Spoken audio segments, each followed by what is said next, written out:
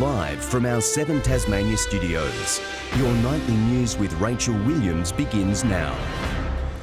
Good evening, everyone. Thanks for joining us. The state opposition has attacked the government over education, saying an independent review is needed to assess the impact of the coronavirus pandemic's effect on students.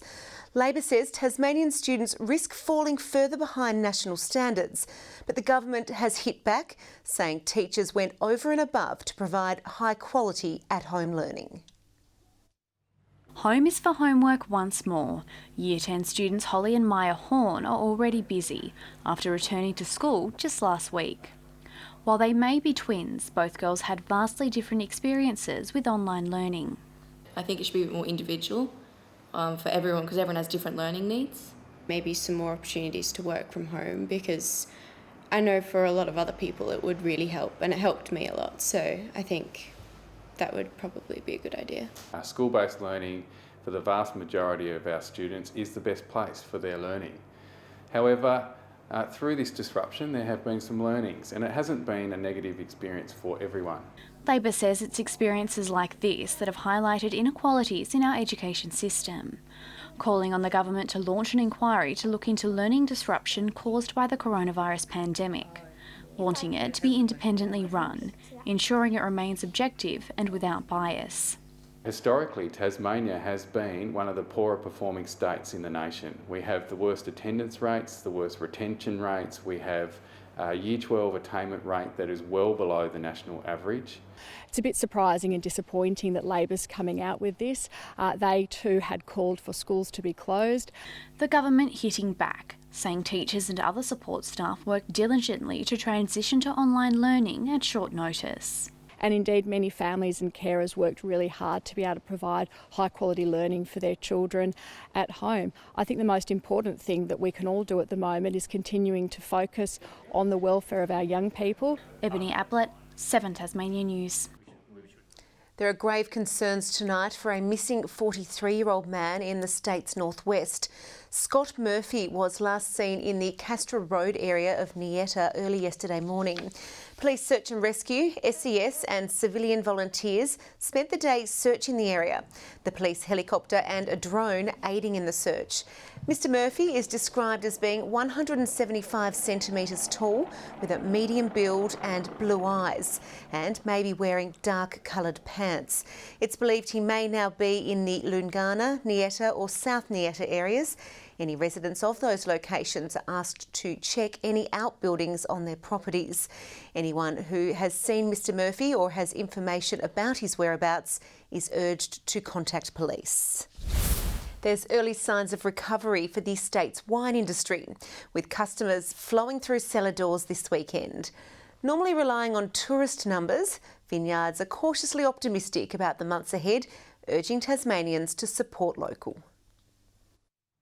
The dog days are back at Campania's WOBBLY Boot Vineyard. The wine is flowing and the customers and owner Paul Williams couldn't be happier. The peak of the pandemic saw cellar door visits stop, forcing Paul to get creative. We started doing a home delivery service, and our dog Maeve actually delivered wine direct from the vineyard to people's doors. The winter season normally means quieter days, with tourism to the area slowing down. WOBBLY Boot has used the time to diversify its offerings, helping attract local visitors. And now that the cellar door is open, we've also revamped some of the things here as well. It's a similar story down the road at PUDDLEDUCK in Richmond. The family-owned and operated business finally able to reopen to the public this weekend. With interstate and international visitors making up a significant portion of their clientele, cellar door manager Nick Pastor says early support from locals is encouraging. Pretty much all of yesterday afternoon we were at capacity. Today from about 1 o'clock till 3 o'clock we're at capacity again, which is great. We don't want to be turning away people, but we'll have to for between those times, which is definitely not a bad thing. And now that we're being encouraged to go back outside, Maeve and her friends are urging us to explore our local backyards and see what the best of small businesses have to offer. Because we've got such sensational producers within the area, it's very easy for us to say, oh well, so-and-so's not very far away, you can pop down and get some produce off them. Even if you're just buying a coffee or a bottle of wine or something, and each time someone else does that, it's more support for local business, which will keep us all going. Ebony ABBLITT, 7 Tasmania News. Coronavirus has forced a Launceston woman to celebrate her 21st birthday in a way rarely seen before. Colby Withers lives with Down syndrome and has a compromised immune system, meaning friends and family were forced to wish her well from their cars. Birthday celebrations ringing out across the neighbourhood. Colby Withers probably imagined a more intimate 21st party, but due to her vulnerability to the threat of COVID-19, a car's length is the closest her loved ones can get. I am excited. Very excited, aren't you? Yes. Even a hug from Mum has been off limits during the pandemic. She's been in lockdown for about 10 weeks with me. Her mum's a nurse, so we thought we'd better just keep away from her, seeing she works up the hospital. Vehicles of all ages, shapes and sizes stopping for a short salute. Quite a fitting reminder of where life began. Colby actually got born in a car in the Launceston Airport car park. Camry wagon of all things it was. Balloons, presents, party food, all ticking the celebration checklist, and of course some drinks later tonight. She's wrapped. She's going to be having a raspberry cruiser later, aren't you, Colby? Yeah. 2 birthdays, 21 years apart, that both dad and daughter will never forget. It's cool. It's very hard to have a bad day when she's around, that's for sure.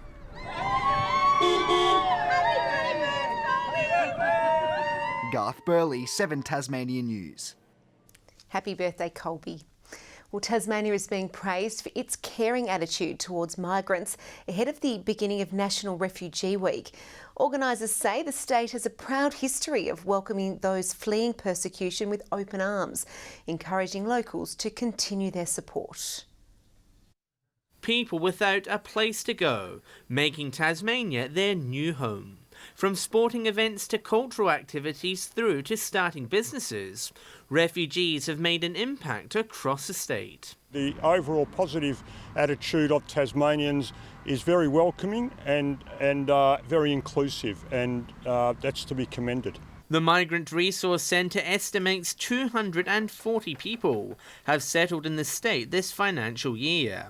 Their contribution will be celebrated this week as Refugee Week moves online due to the coronavirus.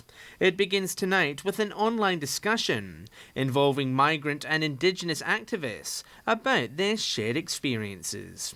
They will be reflecting on the complex ideas of hospitality, community, diversity and tolerance throughout Australia's history.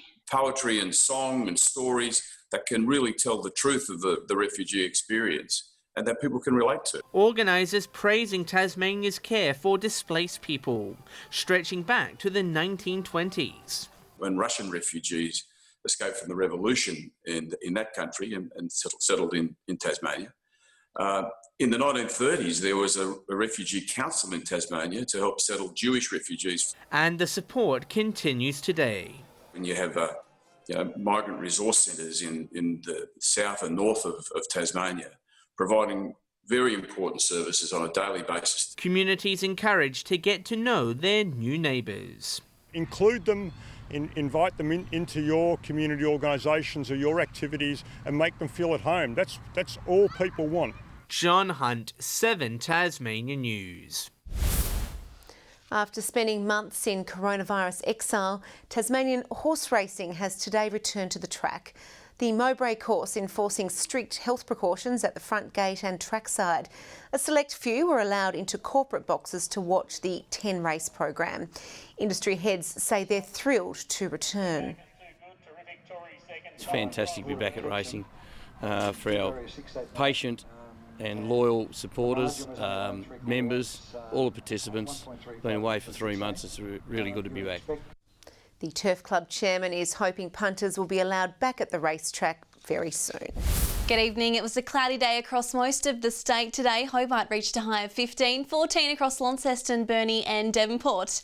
Friendly Beaches was the state's top, reaching 16, 14 across Smithton and Lowhead, Strawn 13. On the close-up shows cloud right across the state. Further out, cold, low-level cloud over southern Western Australia, while a cloud band extends into New South Wales and Queensland.